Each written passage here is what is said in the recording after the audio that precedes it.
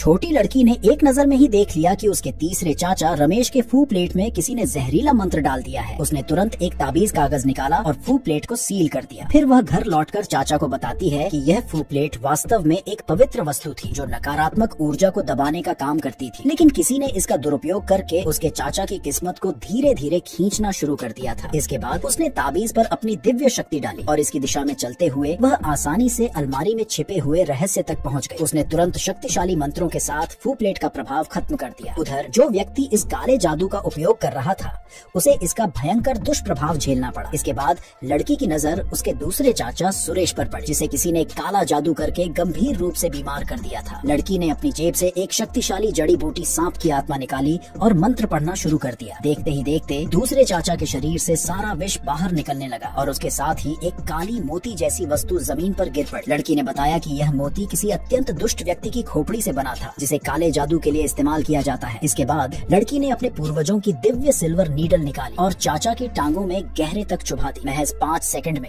उनके पैर पहले जैसे ठीक हो गए। दरअसल लड़की इतनी शक्तिशाली इसलिए थी क्योंकि वह एक ताओवादी दिव्य बालिका थी, जिसने महज 5.5 साल की उम्र में अपने गुरुओं से सभी अद्भुत विद्या सीख ली थी। लेकिन लड़की को खाने का बेहद शौक था। वह हर दिन 1000 किलो स्नैक्स और 500 बोतल जड़ी बूटी युक्त अमृत पी जाती थी। उसके गुरु स्वामी अनिरुद्ध उसके खाने की मात्रा से तंग आ गए थे, इसलिए उन्होंने गरीबी का नाटक किया और कहा कि वे दिवालिया हो चुके हैं। भाग्यवश गुरु ने उसके असली माता पिता को खोज निकाला। बेटी, मैंने तुम्हें कभी तुम्हारी सच्चाई नहीं बताई थी। तुम्हारे असली माता पिता जिंदा हैं और बहुत अमीर हैं। वे तुम्हारा पूरा ध्यान रखेंगे। लेकिन लड़की इतनी समझदार थी कि उसे तुरंत गुरु की चाल समझ में आ गई। वह जान गई कि गुरु उसे बहलाकर नीचे दुनिया में भेजना चाहते हैं। उसने शर्त रखी कि वह तभी नीचे जाएगी जब गुरु उसे उनका सबसे शक्तिशाली त्रिकाल रक्षा ताबीज देंगे। गुरु ने लड़की की मंशा को भांप लिया और तुरंत अपनी जेब से एक शक्तिशाली ताबीज निकालकर उसे दे दिया। लेकिन जब लड़की ने देखा कि उसे सिर्फ एक ताबीज दिया गया है तो वह रोने लगी। गुरु ने उसे चुप कराने के लिए अपना दूसरा जादुई हथियार, चमत्कारी सिल्वर नीडल भी उसे सौंप दिया। लड़की ने गुरु से पूछा, आप गरीब हो गए हैं, फिर भी अपनी सबसे कीमती वस्तु क्यों बचा कर रख रहे थे? गुरु ने कहा कि लड़की की मौजूदा शक्ति इतनी नहीं थी कि वह सबसे शक्तिशाली जादुई तलवार